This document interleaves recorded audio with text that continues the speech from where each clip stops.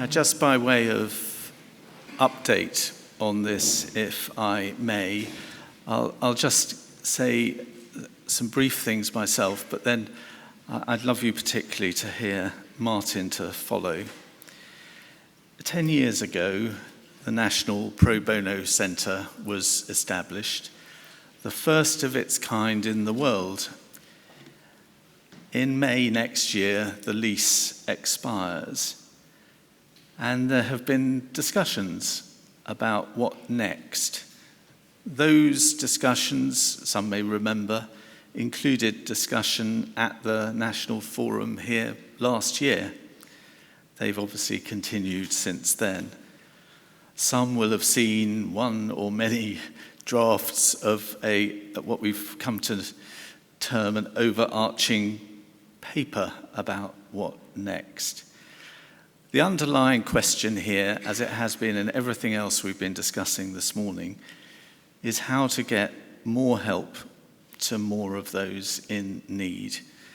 And the spirit of the endeavour, as with everything else this morning, has been to look for the opportunities and try and make the most of the opportunities. This is, again, this morning has shown it, about legal aid and the not-for-profit service of the advice sector and pro bono and other things all together. It's also, again, this morning has illustrated, about the virtual as well as the physical. If this had your support, the sense is that as we move to the end of that lease period, that now is the time for a sector-led, sector-wide consultation. And I don't mean to signify any particular architecture by the word consultation, but I do mean a wholehearted endeavour that seeks to look at how we can make the most of this particular opportunity. This consultation would have to be made, of course, with the intention of action following, but it's very much a question for the sector to say what action is likely to help most, be useful most, always with the person who needs help at the centre of our focus. Now, that endeavour will take time and expertise and additional human resource. If we have that sort of consultation, then, as I say, let's perhaps look to do it in the most wholehearted way so that it can go deeper than anything we have had the opportunity to do before. At the same time, the level of unmet need makes timely progress really important. To give room for that wholehearted consultation that would inform the longer term, it looks as though what will happen is that the National Pro Bono Centre will consciously relocate just for 3 years at this point. That gives time for consultation, perhaps for piloting and trying out and experimenting, and preparing over that period for a following step that I certainly hope as much of the sector, if I can use the phrase access to justice sector, would consider appropriate. The exercise will need transparency and clarity and realism and evaluation. Those are words that are really important.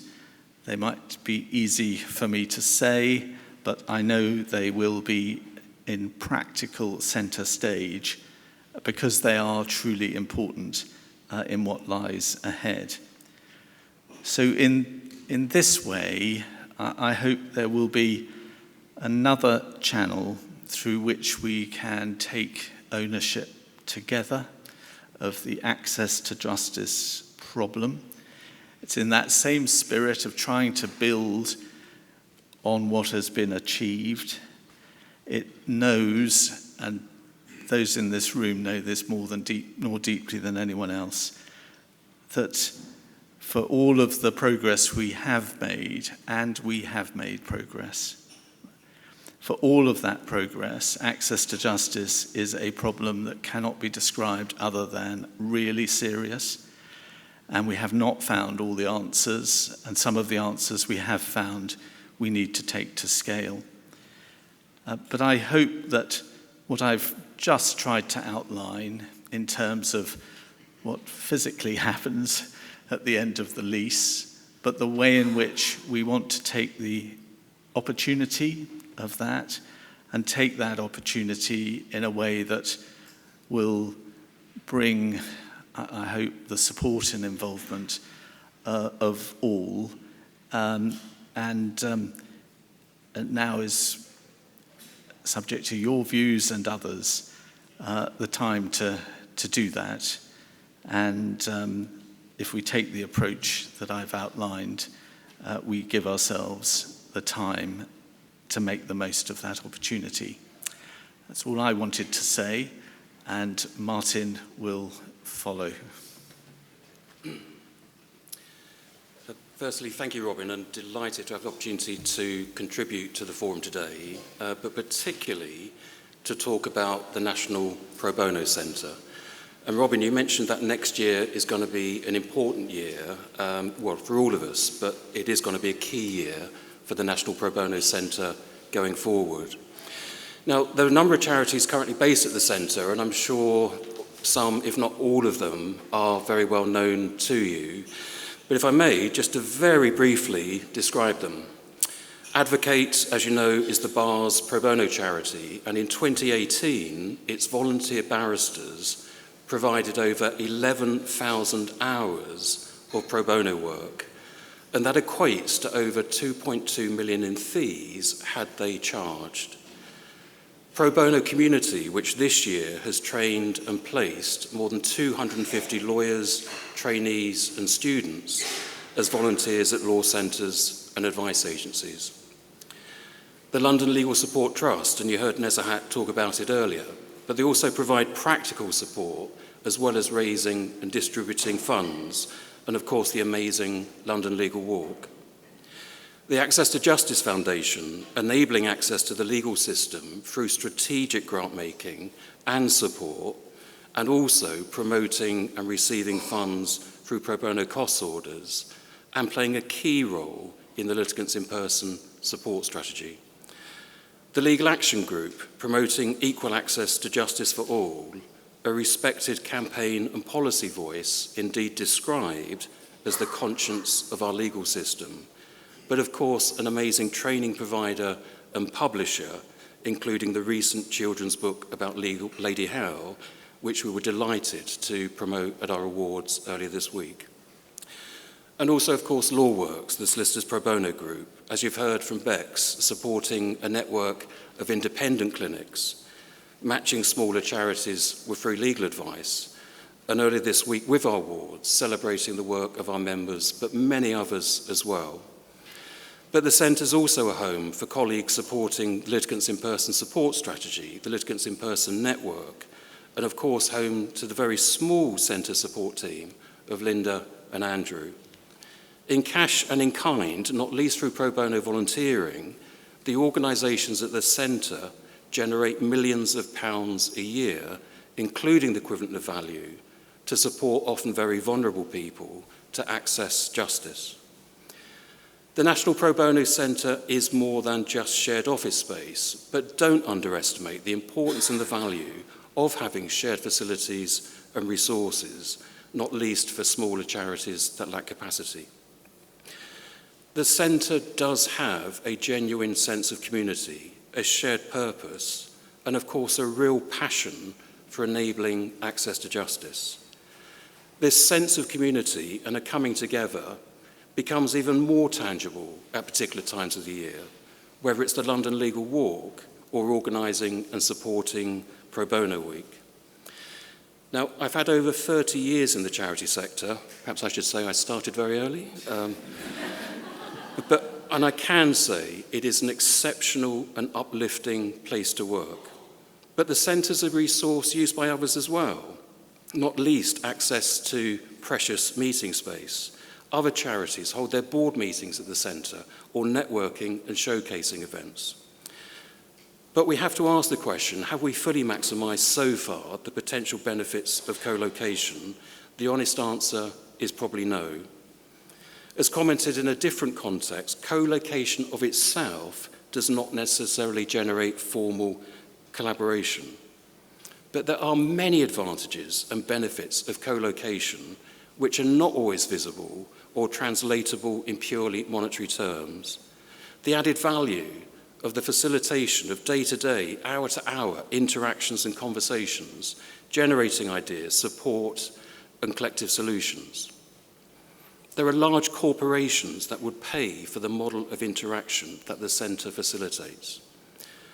And of course, the practical need to find new premises has been the catalyst for further thinking about more collaboration and next steps.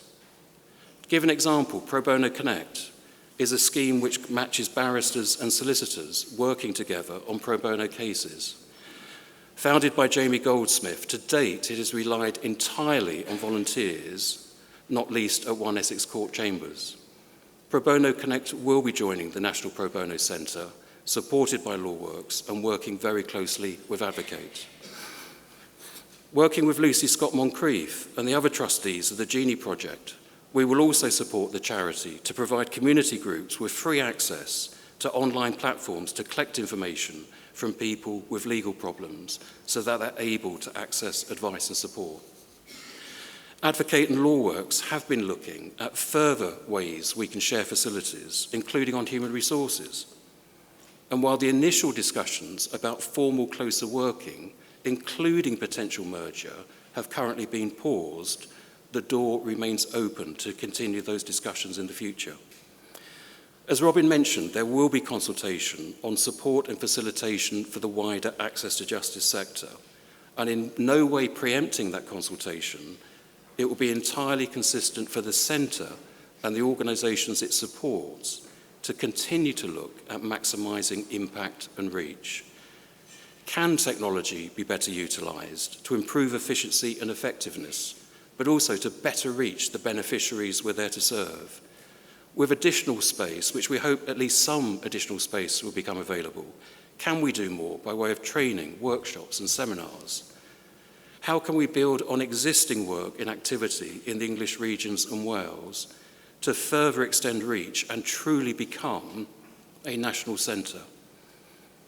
And might there be ways to further develop and collaborate on policy work, building on the fundamental consensus that while pro bono has an important role to play, it is not an alternative to legal aid, that we should never give up on legal aid, and nor is pro bono an alternative to the vital work of funding for law centres and advice agencies.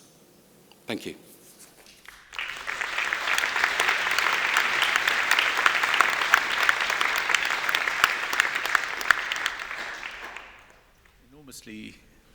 Enormously grateful to Martin for that contribution. We now break for lunch. We reconvene in here at 2 o'clock, where we're going to hear from one of the universities with a really leading project before going out into breakout sessions, which will go deeper under the skin of these subjects. So till 2 o'clock, please meet over lunch 2 or 3 people you have not met before. Thank you very much.